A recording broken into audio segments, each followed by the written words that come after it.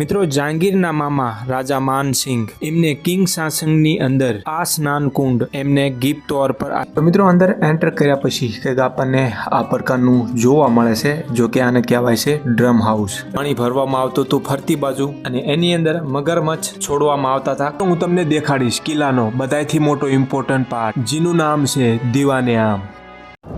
તો હાલો મિત્રો, જય માતાજી, જય દ્વારકાધીશ. સ્વાગત છે તમારા બધાનું આપણા એક નવા વ્લોગની અંદર. તો આજે નેક્સ્ટ વિડીયો તમે જે પાછળની વિડીયો ગઈ એ તો તમે જોઈ દેશે. જે તાજમહેલ, આગ્રાનો જે તાજમહેલ છે એના વિશે આપણે વ્લોગ બનાવ્યો તો પાછળની ના જોઈએ તો જોઈ લીજો. અને પછી આવી ગયો આપણો જે આગ્રા ફોર્ટ છે એ, જેને લાલ કિલ્લાના તરીકે ઓળખવામાં આવે છે. લાલ કિલ્લો એક દિલ્હીની અંદર પણ છે અને એક આગ્રાની અંદર પણ છે. તો આ છે લાલ કિલ્લો, તમે પાછળ જોઈ શકો છો. આને કહેવાય છે આગ્રાનો લાલ કિલ્લો.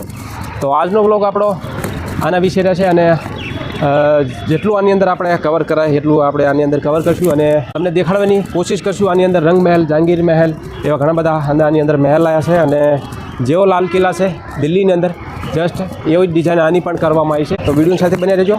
ચેનલ પર હોય તો ચેનલને સબસ્ક્રાઈબ અને વિડીયોને લાઈક જરૂર કરજો. હાલો આજની વિડીયો શરૂઆત કરીએ. તો હવે આપણે ટિકિટ પ્રાઇસ ને બધું હું તમને થોડીક વારમાં કહીશ. તો આની અંદર આપણે એન્ટર કરશું અને તમને ટિકિટ પ્રાઇસ અને એનું લોકેશન કહી દઉં. તો મિત્રો આ છે આગ્રા ફોર્ટનું ટિકિટ કાઉન્ટર અને આની અંદર આપણને ટિકિટ પર પર્સન 50 રૂપિયા આપણને જોવા મળે છે. તો મિત્રો તમે આગ્રાની અંદર તાજમહેલ જોવા માટે આવ્યા હોય તો આ આગ્રાનો એક કિલ્લો બહુ ફેમસ છે. તમે આ કને પણ વિઝિટ કરી શકો છો. આગ્રા તાજમહેલથી આ કિલ્લાની દૂરી ફક્ત 2 થી 2.5 કિલોમીટરની છે. તાજમહેલથી ડાયરેક્ટ તમને આ કિલ્લા સુધી ઈ રિક્ષા ઘણા બધા તમને જોવા મળી જાય છે. તો મિત્રો આજનો બ્લોગ છે આપણો આગ્રાના કિલ્લા વિશે. આની અંદર એવા બધા ઘણા બધા મોન્યુમેન્ટ છે જો કે આજના વિડીયોમાં હું તમને બતાવવાનો છું. તો મિત્રો વિડીયોની સાથે એન્ડ સુધી બન્યા રહેજો અને પ્લીઝ આપણી ચેનલ ઉપર તમે પહેલી વખત વિઝિટ કરો છો તો ચેનલને સબસ્ક્રાઇબ અને વિડીયોને લાઈક જરૂરથી કરજો. હાલો આજની વિડીયો શરૂઆત કરીએ. મિત્રો સૌથી પહેલા આપણને કિલ્લાની અંદર એન્ટર કરતા આ પ્રકારની એક મોટ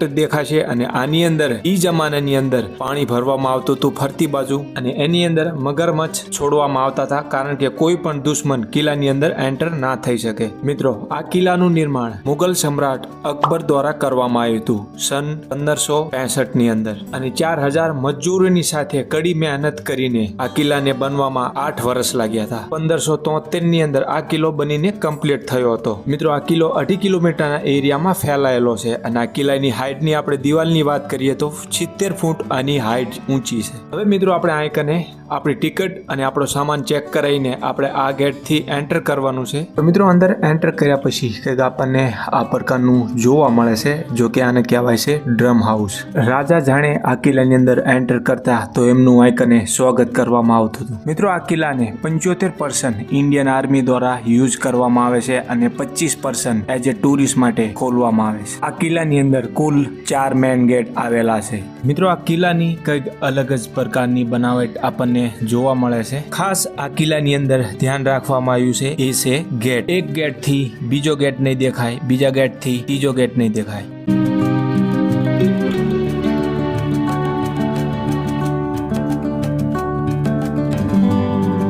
હવે મિત્રો આ તમને જે ગેટ દેખાય આ કિલ્લાનો ત્રીજો ગેટ છે.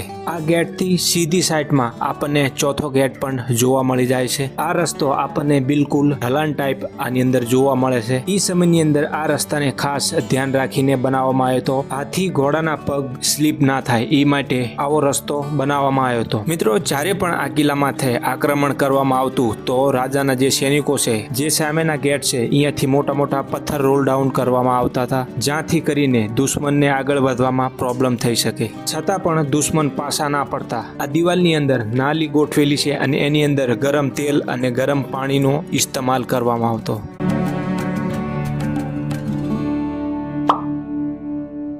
મિત્રો હવે હું તમને લઈને જઉં છું જહાંગીરનો મહેલ, જ્યાં જહાંગીર રહ્યા કરતો હતો. તો મિત્રો આગ્રા એક ટુરિસ્ટ પ્લેસ બહુ ફેમસ માનવામાં આવે છે અને ઘણા બધા ટુરિસ્ટ લોકો અહીં કને ફરવા માટે આવે છે ફોરેન કન્ટ્રીથી. તમે જોઈ શકો છો ઘણા બધા ટુરિસ્ટ લોકો અહીં કને ફરવા માટે આવતા હોય છે અને જ્યાદાતર ફોરેન કન્ટ્રીના લોકો આની અંદર જાજા જોવા મળે છે. આ છે કિલ્લાનો ચોથો ગેટ, જો કે અહીંથી તમને રાઈટ તરફ જોશો તો તમને જહાંગીરનો એક આલીશાન મહેલ જોવા મળશે. આ મહેલની ડિઝાઇન આપણને રાજસ્થાનની અંદર જે કિલ્લા છે બિલકુલ એવી જ ડિઝાઇન અહીં પણ જોવા મળે છે. જહાંગીરના મહેલ તરફ જતા આપણને જહાંગીરનો સ્નાન કુંડ જોવા મળે છે, જો કે બહાર રાખવામાં આવ્યો છે. મિત્રો, જહાંગીરના મામા રાજા માનસિંહ એમને કિંગ શાસનની અંદર આ સ્નાન કુંડ એમને ગિફ્ટ તौर પર આપેલું હતું. મિત્રો, આ સ્નાન કુંડને એક જ પથ્થરની અંદરથી કોરીને બનાવવામાં આવ્યો છે.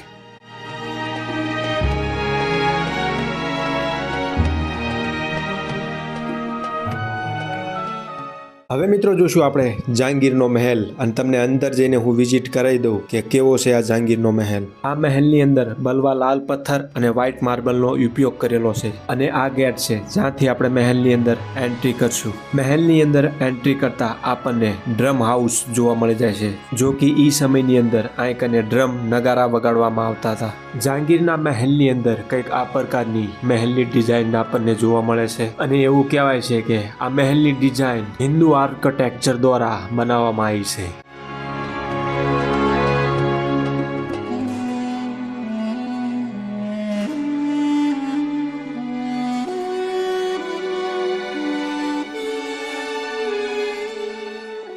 હવે મિત્રો, જહાંગીરના મહેલની સાઈડ તરફ આવતા આપણને આગ્રાનો ફેમસ તાજમહેલનો વ્યૂ જોવા મળે છે. અને મિત્રો, વિડીયોની સ્ટાર્ટિંગમાં મેં તમને કીધું કે તાજમહેલથી આ કિલ્લાની દૂરી ફક્ત 2 થી 2.5 કિલોમીટરની છે.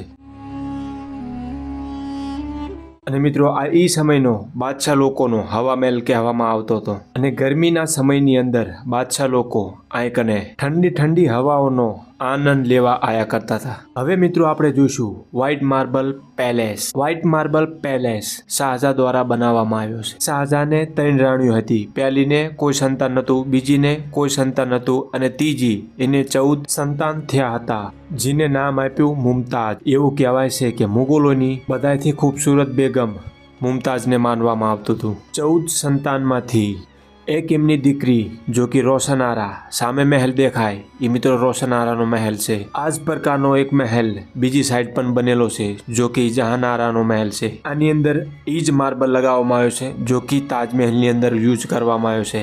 જો કે આ માર્બલને કહેવાય છે મકરાના માર્બલ, જો કે મકરાનાથી લાવવામાં આવતો હતો.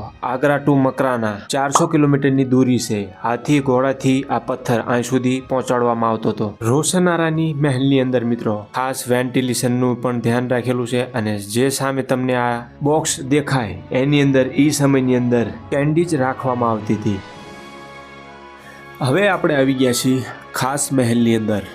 એ સમયની અંદર બાદશાહ લોગનો આ ખાસ મહેલ કહેવામાં આવતો. આ મહેલને ડિસ્ટ્રોય કર્યો સૂરજ મલજાટને. આની અંદર એ સમયની અંદર ગોલ્ડથી આની દીવારો સજાવવામાં આવેલી હતી. આ મહેલની અંદર તમને ખરા ઉનાળે ઠંડીનો અહેસાસ થશે. આની અંદર યુઝ કરવામાં આવ્યો છે બેસ્ટમાં બેસ્ટ માર્બલ.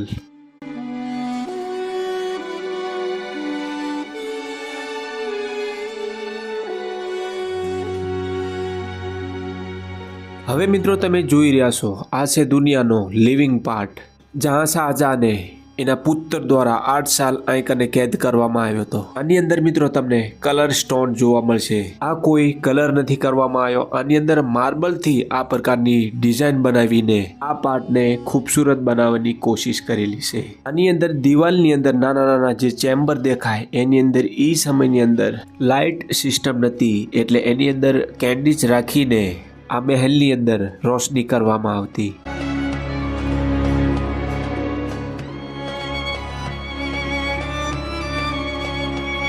આ છે મિત્રો મીના બજાર.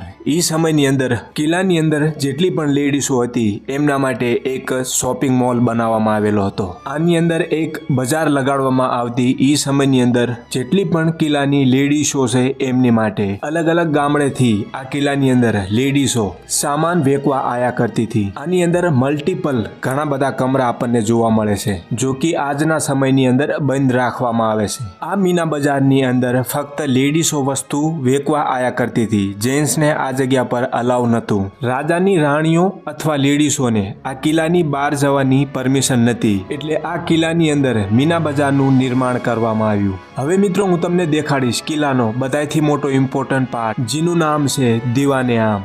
દીવાને આમનો મતલબ ઈ છે આ જગ્યા પર બેસીને બાદશાહ આમ જનતાની સુનવાઈ કરતા હતા. આ સિંહાસનની બે બાજુ બે ખિડકીયા પણ આવેલી છે જ્યાં રાણીઓ બેસીને જોયા કરતી હતી. આ દીવાને આમની અંદર આમ જનતા એમની શિકાયતે લઈને આવતા હતા અને આ જગ્યા પર બેસીને બાદશાહ એમની શિકાયતો દૂર કરતા હતા.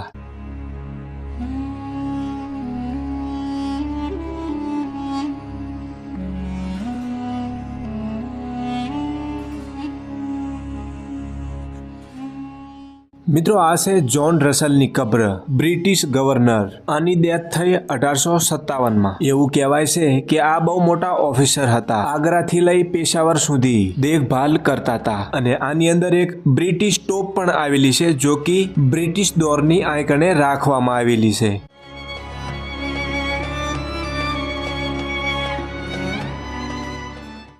તો મિત્રો આ હતો આપણો આજનો આગ્રાના લાલ કિલ્લા વિશે વ્લોગ. આગ્રા તાજમહેલની મુલાકાતે આવતા હોય તો એકવાર આ કિલ્લાની પણ મુલાકાત જરૂરથી કરજો. તો મિત્રો આ વિડીયો તમને જરાક પણ પસંદ આવ્યો હોય ને તો પ્લીઝ આ વિડીયોને લાઈક અને ચેનલને સબસ્ક્રાઈબ પણ જરૂરથી કરજો. મળીએ આપણે આગળના એક બીજા બ્લોગની અંદર. જય માતાજી, જય દ્વારકાધીશ.